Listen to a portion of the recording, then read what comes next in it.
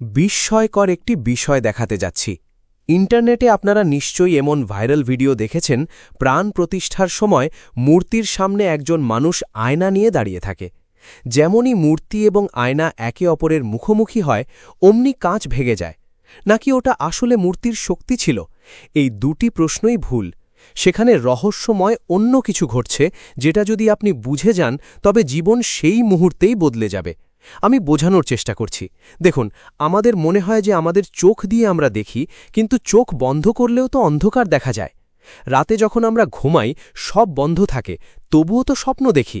এর মানে হল চোখ কেবল একটি মাধ্যম মাত্র, আসলে মস্তিষ্কই সবকিছু দেখে এবং অনুভব করে।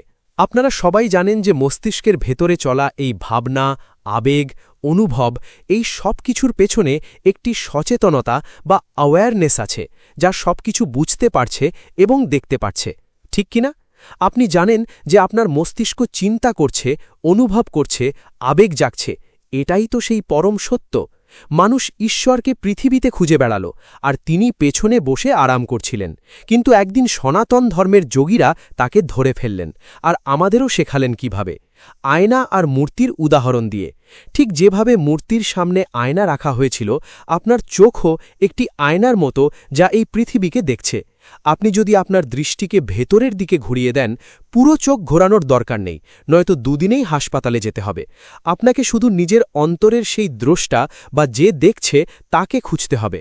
যখন আপনি নিজের ভেতরে খুঁজতে শুরু করবেন যে আসলে কে দেখছে, তখন এক অদ্ভুত ঘটনা ঘটে।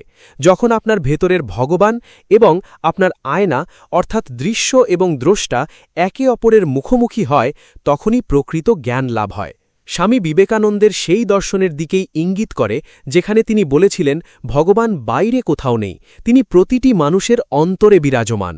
তাই ভগবান শ্রীকৃষ্ণ অর্জুনকে বলেছেন, উপদ্রষ্টা নুম্মতা চ ভর্তা ভোক্তা মহেশ্বরা পরমাত্মতি চাবযুক্ত দেহেস্মিন পুরুষঃ পরঃ। অর্থ বা সারাংশ, এই দেহের ভেতরেই সেই পরম সত্তা আছেন, যিনি সব দেখেন কিন্তু নিজে নির্লিপ্ত থাকেন। আমরা যা কিছু করি বা অনুভব করি, তিনি তার সাক্ষী। যখন মানুষ নিজের অহংকার সরিয়ে সেই অন্তরের দ্রষ্টা বা পরমাত্মার সাথে নিজেকে এক করে দেখে, তখনই সে প্রকৃত মুক্তি পায়।